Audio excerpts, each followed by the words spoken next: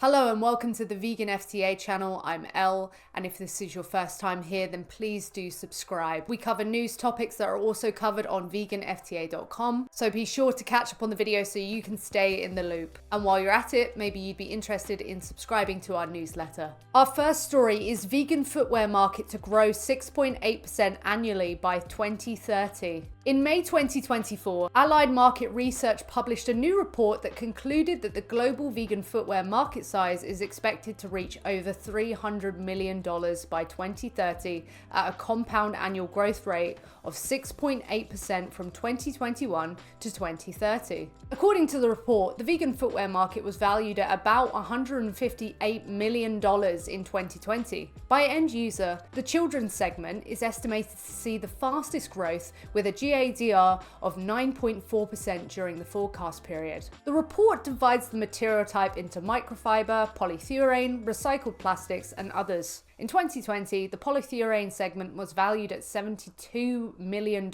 accounting for 45.9% of the global vegan footwear market share. In 2020, the US was the most prominent market in North America and is projected to reach about 23 million by 2030, according to a GADR of 6.2% in 2030. The women's segment is also expected to be the fastest growing segment because of the large variety of women's footwear on the market. It's interesting to see a growth of vegan footwear. We know when it comes to veganism, people think it's to do with diet, but as soon as people start consuming vegan products that aren't to do with food, perhaps then we are seeing a lifestyle change. The report states that the escalating environmental concerns regarding plastic waste accumulation and the rising awareness regarding animal rights are the two major drivers of the global vegan footwear market. Governments wanting to reduce carbon footprint, increase environmental protection, control plastic waste, and reduce animal cruelty are spreading awareness regarding the use of eco-friendly products like vegan footwear. Additionally,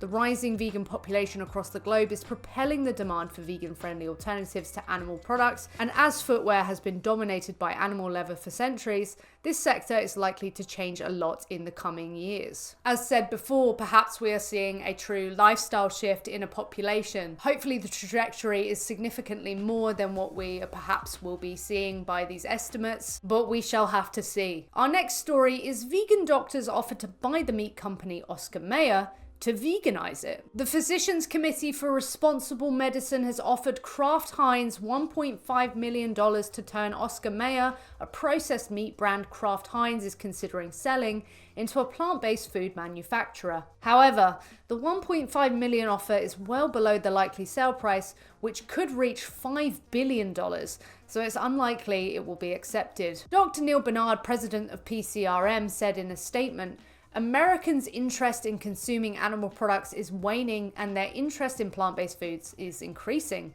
So this is the perfect time for Kraft Heinz to sell. Approving the sale of Oscar Mayer for $1.5 million to transition it to focus on the manufacture of plant-based foods will go a long way toward curbing US cancer statistics. The American Cancer Society predicts that in 2024, the US will see over 2 million new cancer cases and over 600,000 cancer deaths. The World Health Organization has classed processed meat as carcinogenic to humans, which means there is sufficient convincing evidence that it causes cancer in humans. Oscar Mayer, which makes hot dogs, bacon, cold cuts, and scrambled eggs, was acquired by Kraft Heinz in the 1980s, about 100 years after it was founded. In 2024, the company will partner with Notco to sell its plant-based hot dogs and sausages. But unless it is bought by a vegan organization, the profits of such sales will end up fueling animal exploitation. And this is why many vegans would not buy them. PCRM's move to buy the company is, therefore, a good strategic step because it can prevent Oscar Mayer's plant-based products from attracting plant-based people's money who would otherwise have given it to vegan companies. Big meat corporations selling tokenistic plant-based products at a cheaper price than vegan companies is a big problem for the vegan movement, as it diverts vegans' funds to animal exploitation and prevents small businesses from prospering. We see this with bigger companies. They can drop the prices and make it more affordable and can market it better. And it means these smaller companies that are actually owned by vegans don't really get the attention or the business that they deserve. It certainly feels a whole lot better to know that if you're buying into a vegan business, the owner's vegan, everyone involved is vegan. So if the company is vegan, then that would be brilliant. Our final story is Trafficker with dozens of animals taped to her body arrested in Taiwan. Customs authorities in Taiwan confirmed the arrest of a suspected wildlife trafficker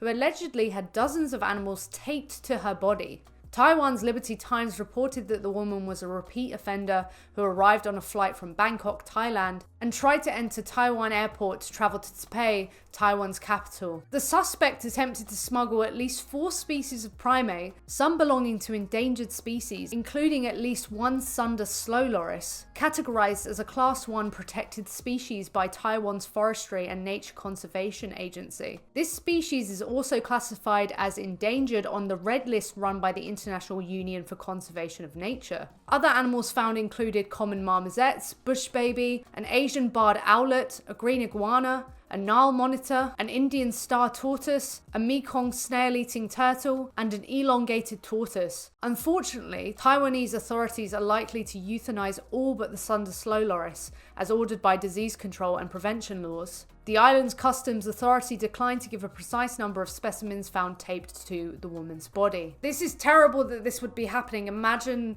valuing animals so little that you just tape them to your body. And another question is, how? How did they manage to put all these animals on their body? What would compel them to do it to these individuals? Animal trafficking is a serious problem in Taiwan. In December, a Taiwanese national was arrested at Bangkok's airport trying to smuggle 2 otters and a prairie dog. In October 2021, Taiwan's Coast Guard boarded a fishing ship and found 154 cats, including Russian blues, ragdolls, Persians, American shorthairs, British shorthairs, munchkins, and Maine Coons, originally from China. It makes you wonder how many times, if people are attempting to do this, how many times they get away with doing it, and what happens to the animals as a result. And it's horrific they're being put in a situation where they'll likely be killed anyway because of the laws surrounding importing animals. This is one of the many problems we see when we decide to treat animals like commodities. They will be treated like such and suffer tremendously in the process. And that is exactly why you go vegan for the animals, because all of these stories that surface show that we need to change the philosophy that we have surrounding animals and include them in our circle of compassion. Those are all the stories we have for you today. If any of them intrigued you, then please